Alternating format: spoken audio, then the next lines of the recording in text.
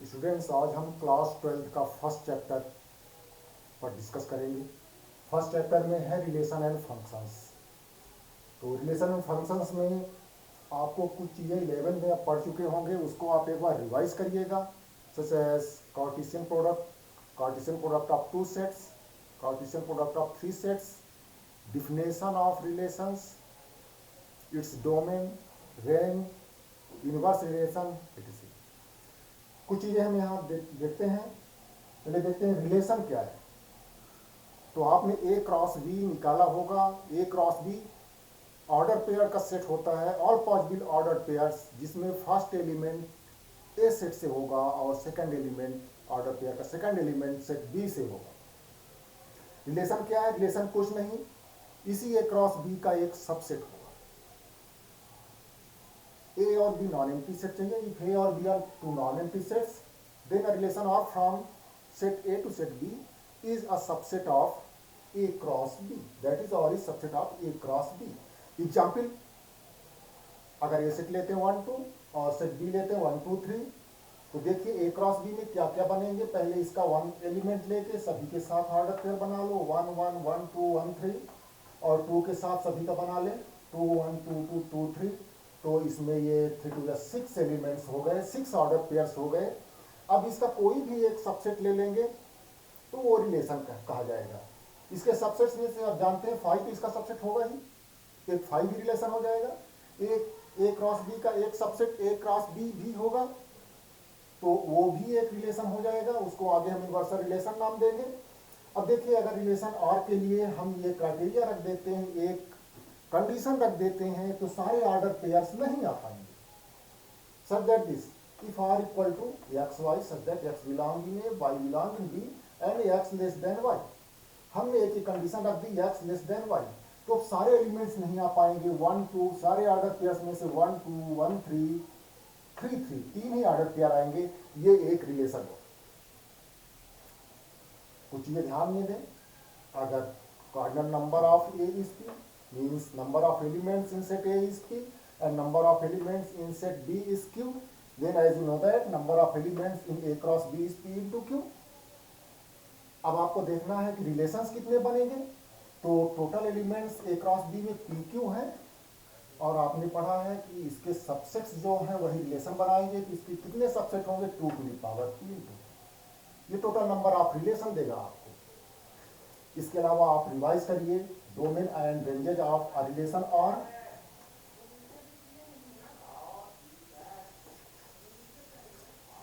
हम आपको बता दें डोमेन और रेंजेस क्या होंगे, वही बता देते हैं। आप जानते हैं कि आर ऑर्डर पेयर है, तो उसके सारे फर्स्ट एलिमेंट्स का सेट डोमेन बनाएगा, और आर के सारे ऑर्डर पेयर्स के सेकंड एलिमेंट का सेट रेंज।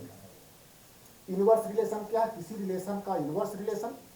तो अगर एक्स वाई ऑर्डर पेयर मान लीजिए 2 3 आर में एलिमेंट है, तो 3 2 यानी सभी ऑर्डर पेयर को रिवर्स कर दीजिए, और उसका जो सेट बनेगा वो इनवर्स रिलेशन कहेगा या कहा जाएगा। यहाँ देखिए R inverse equal to x y such that y x belong, या तो यहाँ वाई एक्स कर लीजिए, R equal to y x such that x y belong. अगर एक्स वाई आर में है तो वाई एक्स आर इनवर्स में होगा। अब चलिए अपने टॉपिक पर आते हैं, टाइप्स ऑफ रिलेशंस। तो टाइप्स ऑफ रिलेशंस में पहला रिलेशन है एम्प्टी रिलेशन या वाइड रिलेशन। तो if A be a non-empty set, then as we know that phi is subset of A cross B. So phi is a relation on set A and called an empty relation. Or in other words, you can say that a relation on set A is called the empty relation if no element of set A is related with any element of set A। अगर set A का कोई element set ए के किसी element से related ना हो, तो ऐसे रिलेशन को हम एम्प्टी रिलेशन कहेंगे। एग्जाम्पल देखिए, इफ ए इक्वल टू 1 2 3 4 5, और आर को डिफाइन करिए x y such that x y belong in A and x minus y equal to 12। आपको इसी सेट में से ऐसे ऑर्डर पेयर लेने हैं जिनका डिफरेंस 12 हो। तो कोई भी ऐसे दो नंबर नहीं मिलेंगे जिनका डिफरेंस 12 हो। ये रिलेशन एक एम्प्टी रिलेशन होगा। ध्यान रखें, ये रिलेशन ए क्रॉस ए पर है। ए क्रॉस बी पर नहीं है। Similarly universal relation, if A be a non-empty set, then as we know that A cross A is subset of A cross A and is called inversal relation on A. Or in other words, a relation R on a set A is called inversal relation if each element of set A is related with every element of set A. A का हर element अपने हर element से related हो जाए तो इनवर्सल relation कहेंगे। इस relation में पूरे ऑर्डर पेयर जो ए क्रॉस ए में आते हैं आ जाएंगे।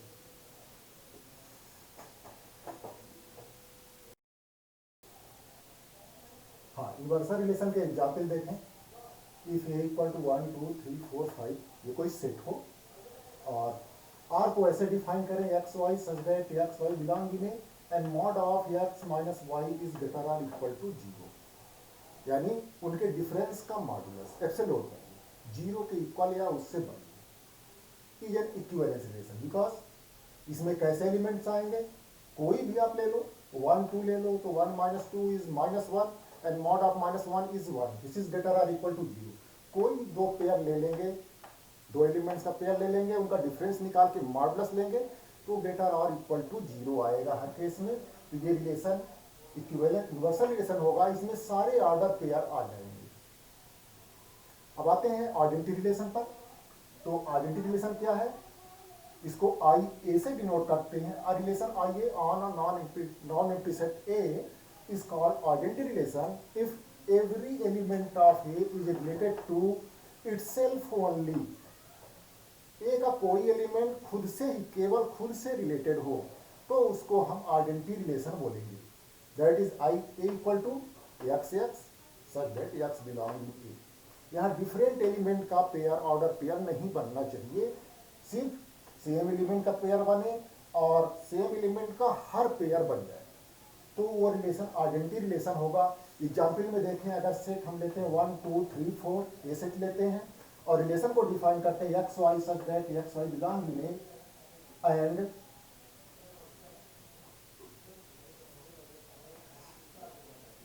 x equal to 1 and x equal to y, ये रिलेशन डिफाइन करते हैं। इसमें कौन कौन से ऑर्डर पेयर बनेंगे, इसमें सारे ऑर्डर पेयर 1 1 2 2 3 3 4 4 ये सारे ऑर्डर पेयर बन जाएंगे। ठीक है, कौन कौन से बनेंगे लिस्ट करें यहाँ, 1 1 2 2 3 3 4 4 ये ऑर्डर पेयर्स इसमें बनेंगे तो ये रिलेशन आइडेंटिटी रिलेशन कहा जाएगा। और आप अगर इसी सेट में ये दो रिलेशन देखें R1 1 1 2 2 3 3 तो ये आइडेंटिटी रिलेशन नहीं होगा क्योंकि एक पेयर का ऑर्डर पेयर नहीं बन रहा, 4 4 इसमें नहीं बन रहा, सभी एलिमेंट्स के खुद के साथ ऑर्डर पेयर बनने जरूरी है। इसी तरह से ये देखें रिलेशन 1 1 2 2 3 3 4 4 सारे एलिमेंट्स के ऑर्डर पेयर तो बन गए खुद के साथ, 1 4 एक एक्स्ट्रा एलिमेंट आ गया है, ये भी रिलेशन आइडेंटिटी रिलेशन नहीं होगा क्योंकि हमने मेंशन किया इस ओनली वर्ड पर ध्यान दें कि केवल खुद से ही ऑर्डर पेयर बने हो, वो रिलेशन आइडेंटिटी रिलेशन होगा। अब चलिए आइए देखते हैं रिफ्लेक्सिव रिलेशन। एक रिलेशन को रिफ्लेक्सिव कब कहेंगे, रिफ्लेक्सिव रिलेशन और आइडेंटिटी रिलेशन में बहुत माइनर डिफरेंस है, इसको आपको देखना होगा। A relation on a non-empty set is called reflexive if every element of A is related to itself. Only नहीं लिखा, every element of A is related to itself, that is R is reflexive if and only if A belong in R. For all A belong. A के सारे element के order pair बन जाए, extra की बात हम नहीं कर रहे, एक्स्ट्रा बन भी सकते हैं नहीं भी बने। एग्जाम्पल देखें, अगर हम यही सेट लें A इक्वल टू 1 2 3 4 और ये ऑर्डर पेयर देखें 1 1 2 2 3 3 4 4 1 4 भी है, इज अ रिफ्लेक्सिव रिलेशन। और ध्यान दें ये आइडेंटिटी रिलेशन में नहीं था, आइडेंटिटी रिलेशन ये नहीं होगा क्योंकि इसमें एक्स्ट्रा पेयर बन गए। और रिफ्लेक्सिव रिलेशन के लिए खुद के साथ सारे पेयर बन जाए, सारे एलिमेंट के साथ खुद का पेयर बन जाए, एक्स्ट्रा अगर है तो कोई दिक्कत नहीं। दूसरा एग्जाम्पल देखें, the universal relation on a non empty set is reflexive universal relation हमेशा रिफ्लेक्सिव होता है क्योंकि उसमें तो सारे ऑर्डर पेयर बन जाते हैं।